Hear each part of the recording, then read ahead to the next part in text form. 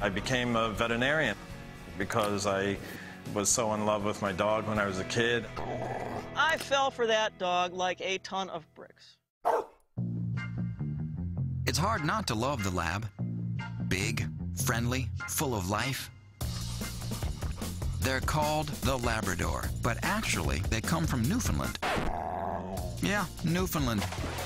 What we know as the lab today originated in the early 1800s, when fishermen bred a smaller version of Newfie to retrieve fishing nets and sometimes the fish that fell off hooks.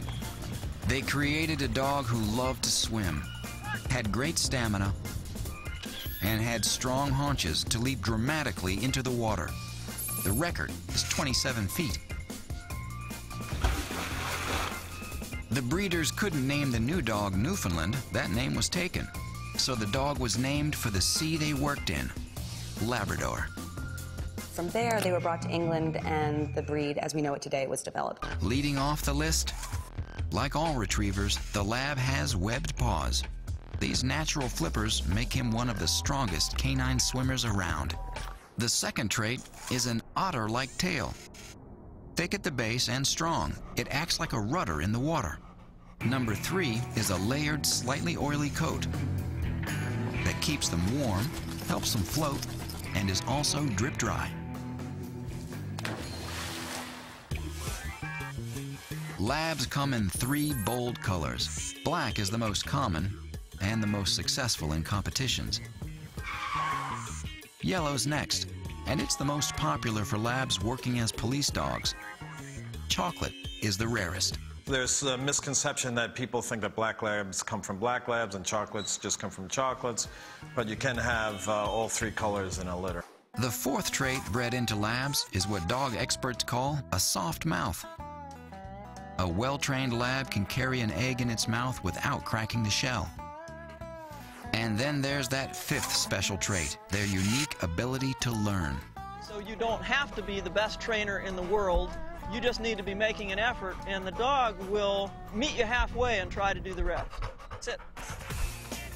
If you're thinking of raising a lab, there are considerations. I think people would be surprised that Labradors, while they can be wonderful adult companions, as puppies oftentimes are the mouthiest dogs. So you have to be prepared, if you're raising a Labrador puppy, to teach them from a very, very young age to have what trainers call bite inhibition. That is, to be really careful with their little razor-sharp teeth. There are some people who are not necessarily the best people for a Labrador. The dogs tend to have a high activity level. This is a dog that needs room to run. He's a sprinter, able to hit speeds of 12 miles an hour in 3 seconds.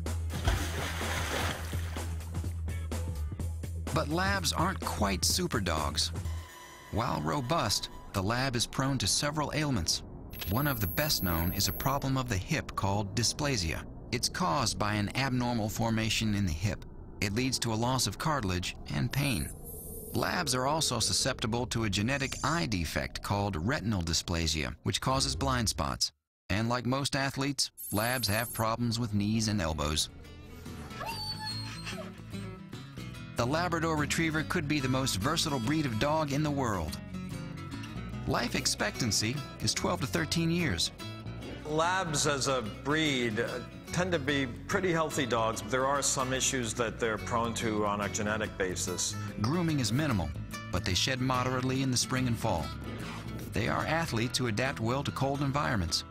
The Lab is a very secure, comfortable, adaptable dog. Labs adapt well to families and pose a low risk for bites. It loves to participate in family activities. It's hard to imagine a better dog than a Labrador. Labs are easy to train and eager to please. As with any dog, even though Labradors are wonderful companions, it's important to start training them when they're very, very young. So, in general, labs love the cold, but thrive in most environments. Though labs get high marks for health, they're prone to hip, elbow, and joint problems. Labs are very easy to groom. They're easy to train. These loyal dogs make wonderful pets.